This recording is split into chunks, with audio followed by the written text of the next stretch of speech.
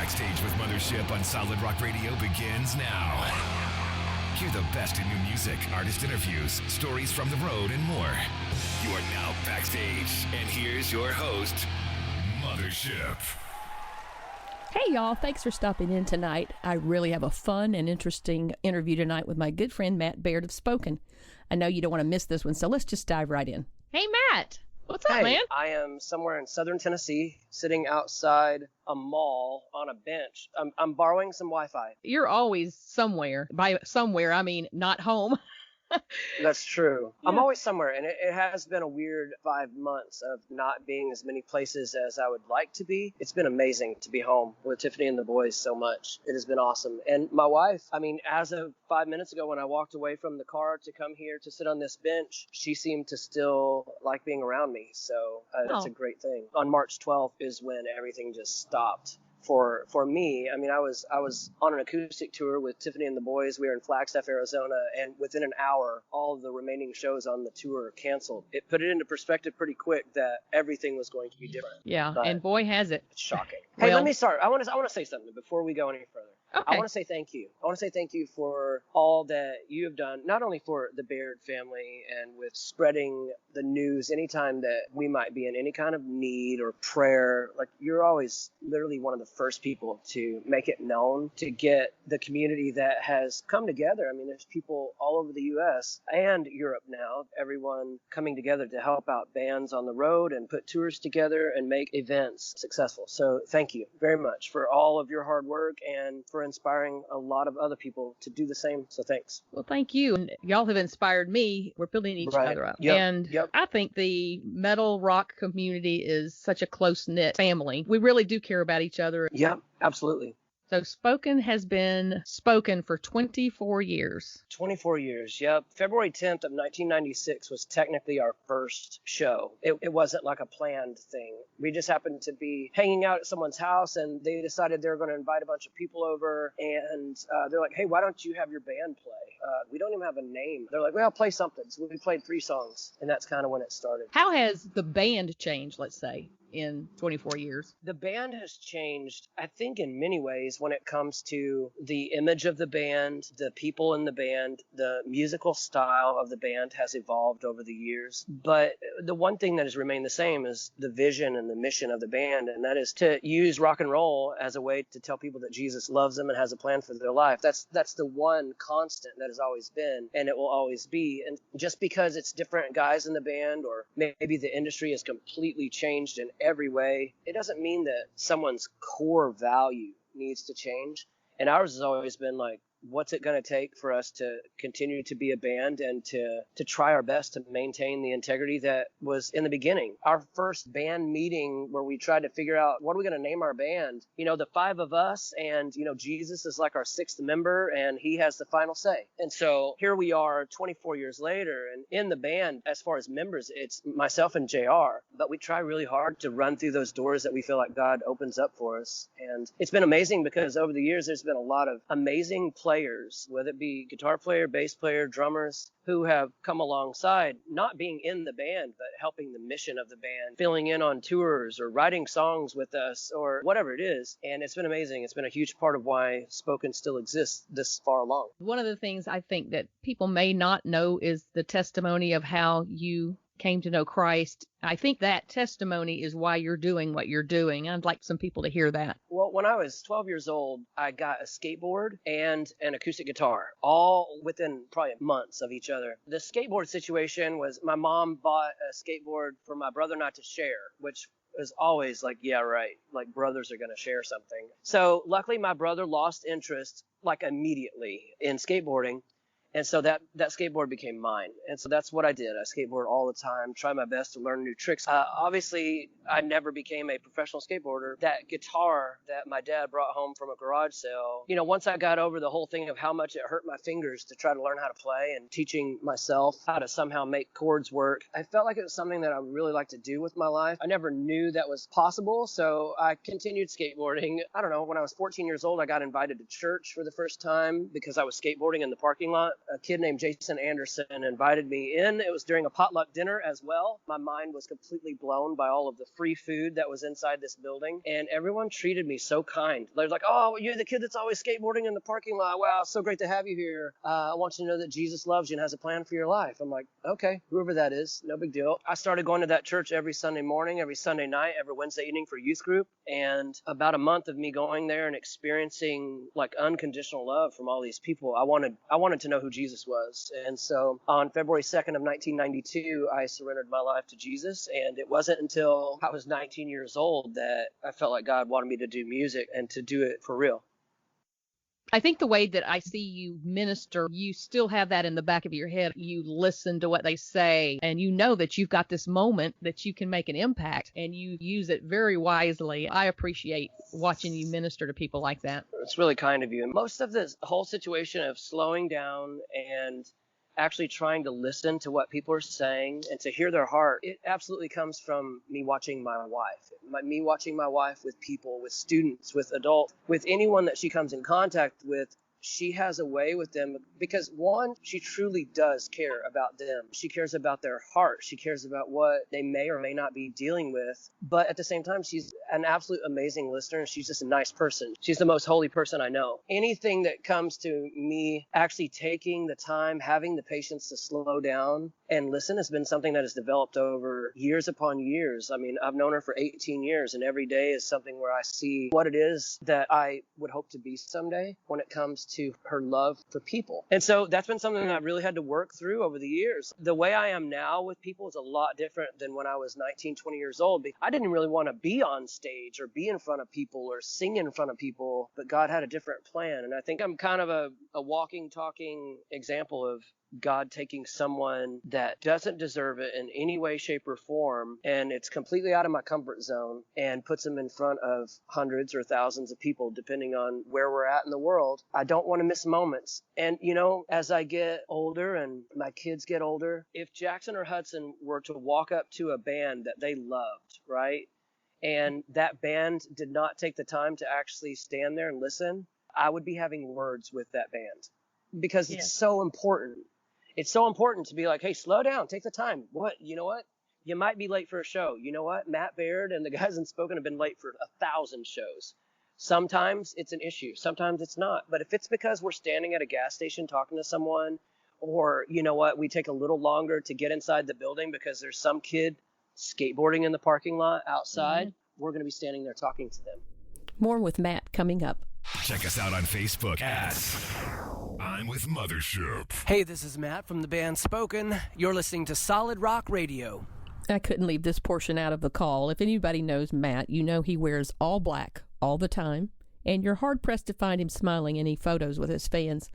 If you don't know why, you're about to find out. Oh, yeah, and he and TJ Harris of Decipher Down have somewhat of a friendly rivalry over my banana pudding.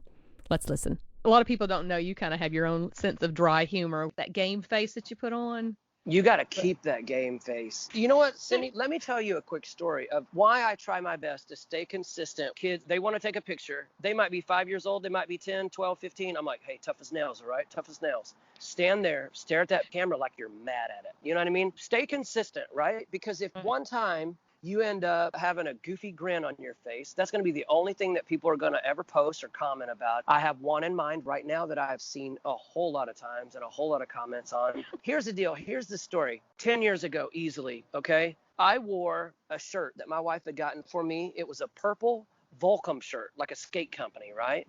Awesome shirt. Loved it. It was like a V-neck Volcom. At that time frame, V-necks were super cool. I was super hip and current. And I wore a purple shirt to a church function, okay? Never thought anything about it. Not a big deal. I still hear comments now, 10 years later, from people I didn't even know were at that event. Like, oh, dude, man, remember that time you wore that purple shirt to that? I'm like, are you serious right now? That's why I don't wear colored shirts. That's why I try my best to stay consistent with my photos and with my black on black. Look, what am I wearing right now? Black on black. I can see black on black. The Matt Baird I know and love. That's it. That's me. You have been caught smiling a few times. I know. Okay. I've seen the pictures. Especially when you're looking at pudding. Hey, I was going to tell you this too. I was thinking about it today. Growing up, my mom would make banana pudding. And it was something where it's like during that time frame, I'm like, man, it's fine. I don't really, whatever. But I got to a point where I really missed it, right? I missed it not having it. And that time specifically when I was in Georgia and you brought banana pudding, it was so good. It was so good. And I know every band member, they like it. That whatever, if you want to get specific, TJ Harris, like it's a rivalry. It's a rivalry of Matt and TJ when it comes to your banana pudding. He can have it if I'm not there. But if I'm there, we've got to come to the agreement we share it. Okay? Now, if there's some opening band that neither of us have ever heard of, they will not get any banana pudding. But TJ and I will share it. Okay. So y'all heard it here. That's All it. right. Whenever we play together again, TJ, if you hear this, we will be amicable. That's what we'll be. My children will not get any. Your children will not get any, TJ. It's just us. Is that because if y'all had to fight for it that he might win, or are you just... Absolutely, without a doubt. Okay. And for the record, he is smiling. You're listening to Backstage with Mothership on Solid Rock Radio. Okay, Matt, I want to ask, how did things change when you got JR on board? Now, JR was my first interview, so we've already talked a lot about Spoken and the music and things like that, but what was your decision-making in asking JR to join the band, and how has it changed the band? I didn't listen to his interview, so I don't know what he said. So what if I contradict stuff that JR said about how he became a band member? Because his story, I don't know if he really remembers what happened, because he had his wisdom teeth out the same day that he sent me a text that said, hey, I really feel like the Lord's telling me to join Spoken. I basically said, you're high on pain medication, and I didn't respond to anything else he said that day. That is exactly the story he told. Okay, great. But he didn't really know he said that until I told him.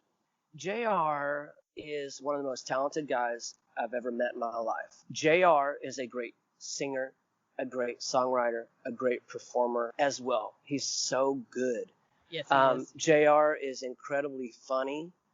JR has an extremely tender heart when it comes to taking relationships serious, when it comes to anything that is about Jesus. He's all about it. He always has been about it. It's such an honor to be in a band with him. I'm a whole lot older, but I also believe that there's a maturity level of him when it comes to being professional and performance because of going on the road when he was, 14 with Head, that is leaps and bounds ahead of anyone else that's his age. Okay. Mm-hmm. But then you have the other side of JR, which is he insane?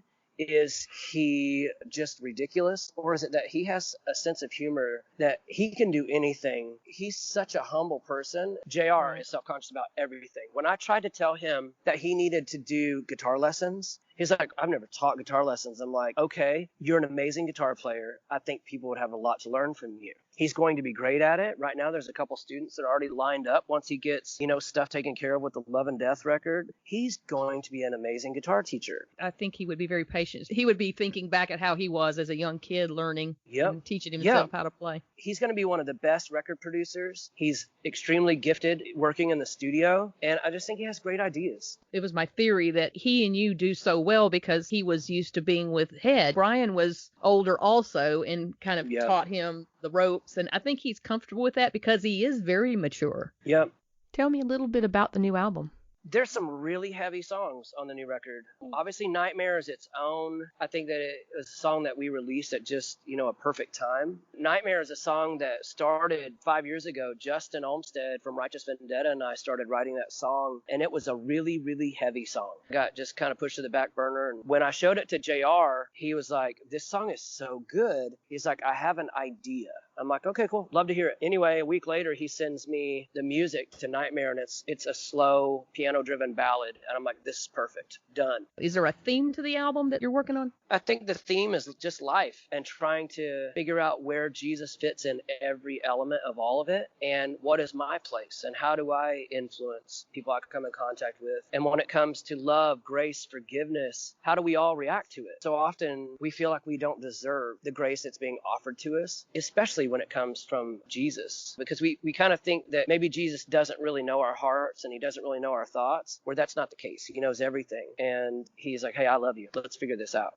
Amen. Talk about touring in general right now during this pandemic, and tell me a little bit after that about your acoustic tour and how that works. Yeah, well, with touring as a band is non-existent right now for Spoken. You know, a lot of that is just wanting to be safe, wanting to not bring something home to my wife and kids and get them sick. At the same time, wanting to be respectful of concert goers, of promoters, of obviously churches. They're all kind of struggling right now to figure out how to even pay the bills that they have every month, let alone entertainment. Touring as a band right now is really difficult, but we have been fortunate enough to do 3 shows since like February, and it's been really cool to play them. So it is different, but at the same time, being able to play it all is awesome, and we're grateful for that. We have one more show coming up in late September that's a private event that used to be a public event, but it's only for the church. That way they can stay safe. The church is already meeting, you know, on Sundays, so it's like, okay, we'll blow in, we'll play a show, and we'll get out. What about the acoustic situation? You know, the acoustic touring situation is something that I've done for a lot of years in between Spoken tours. When it comes to being on tour with Spoken, I'm not about days off. So if I can play someone's backyard acoustic, I'll do it. Or show up at a coffee shop and play. From mid-March until literally 2 weeks ago, during all of the social injustice issues that were going on all over the country, I didn't want to be disrespectful to that. We're all trying to figure out how to love our neighbors and how to be better human beings. But I think kindness is something that is missing in a lot of situations. And when kindness and a little bit of understanding and grace can be applied, I think we'll get somewhere. I love the worship element of acoustic tours. I love the storytelling aspect. I love having my wife and kids on the road. Does that mean I don't like rock and roll and I don't want to tour with the band anymore? Not at all. I've been doing acoustic tours and Spoken tours for 10 years, you know, so I want to do it all, and I love it all. It's in your blood. It is. Travis Wyrick, he's a producer out of Knoxville. He did Travis. 2 Spoken records. He's done like 5 or 6 Disciple records, like all this stuff. He told me one time that he used to want to tour until he was dead. You know, he's like, I'm always going to tour. I'm always going to play live. He's like, but one day he woke up and it was like God removed that performance chip out of his shoulder. He didn't desire it anymore. He moved on to other things. Someday it'll happen. I'm like, all right, when it happens, I will embrace it. But until then, I want to play rock and roll. I want to play acoustic shows. I want to write songs. I want to be better as I get older when it comes to communication with people. I want to be a better father, a better husband, a better friend. Backstage with Mothership returns after this. Check us out on Facebook at I'm with Mothership. Out Performance Shop is a proud supporter of Solid Rock Radio. They specialize in retail and wholesale of automotive high-performance racing and off-road products. They also carry a variety of accessories from remote control cars to rock and roller multi-carts. On the web at outperformance.com. I don't know if you want to tell this story, but there was a email you got from Germany, something you didn't understand because you don't speak German.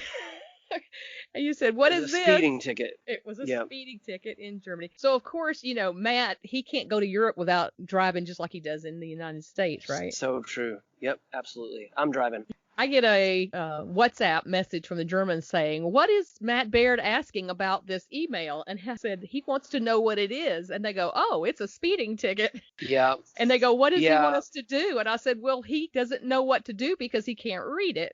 Yeah, all I wanted to do is figure out what it said to see if I was going to jail or if I could pay it. How do I pay it? I can't read any of this stuff. But you helped me out. I took the lead, found the right website. You were on tour, weren't you? Of course you were. Yeah, I was on tour. And you called me, sat here on the computer, and we paid online. So funny. So funny. Yep. Okay, before we go, I wanted to ask you about your eyes and about your dizziness so we can pray for you. Yeah, last year in July we were on tour and I woke up seeing triple vision. I went to a clinic near Cincinnati, Ohio. I told them what was going on. They got me in. I told the doctor what was going on. He eventually said, I don't want to alarm you, but you may have had a mild stroke. And so he's like, you need to be at a neurologist immediately. We canceled the rest of the shows. Colson, who was filling in on guitar at the time, drove me back to Iowa. I went to the emergency room. I was in the hospital for 2 days with them trying to sort out what was going on with CT scan, all this blood work and everything. Anyway, the neurologist that was there was saying it was migraines. I'm like, I've had migraines my whole life. It's not migraines. And he just keeps on with pushing this whole thing. He's like, well, here's the 3 options. And all 3 options were medications that were IV that could give me a stroke. I'm like, wait, what? Why would I do that? And he's like, well, these are the options. I was like, release me. My wife and I had talked about it quite a bit, and it's like, this isn't correct.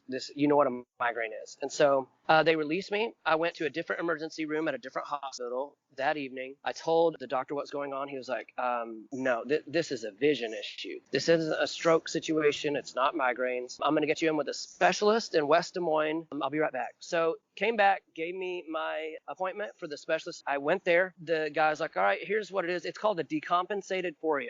I'm like, okay, what's that? He's like, basically, your eyes are sending 2 and 3 images to your brain instead of 1. Your eyes are supposed to merge what you're seeing into one image and relay it to your brain. Here's what we're going to do. Something called a prism. It's on my glasses. It's on my sunglasses, and it's on my regular eyeglasses. And it shifts my vision in my right eye to meet up with my left eye. And as far as I know, it hasn't gotten any worse, so nothing else has had to be done. I still have the prism on my glasses. It only affects me if I have my glasses off, which is on stage with Spoken, at night, at home, going to bed, or in a pool with my children. That's it. Have you fallen off stage yet or run into anybody yet? Not because of my eyes, but just because of being careless. So, yeah, I've fallen off many stages in my life. It didn't start last year. But the optometrist said that as long as it doesn't get worse, I think it's going to be where it's at. But there's no improving it. Okay? My last question is your favorite road snack. Now, I kind of know some of them since I've been feeding you for a while, but everybody else doesn't. My favorite road snack at any moment, I will absolutely pick up a whatchamacallit because it's the best candy bar that has ever been created. I love whatchamacallits. Whatchamacallit with a cup of coffee is literally one of the most amazing things in the world. But my favorite place to eat is Sheetz. That's it. You know that. Everybody who knows me knows that I should work for Sheetz as someone in the marketing department on the road. Yes. Yep. Well, thank you, Matt, for calling in while you're on the road and for talking to me today. Absolutely. Thank you very much. That's it for tonight. I hope you enjoyed my call with Matt as much as I did. Don't forget to check out my blog on solidrockradio.org and follow the links to Spoken and Matt Baird's websites and social media pages. Thanks for stopping in. Stay tuned for great music all night long, and this show will be replayed at 4 a.m. Eastern Time and will be added to the Solid Rock Radio website archive and SoundCloud soon. I pray you have a wonderful week, and remember to be kind to one another.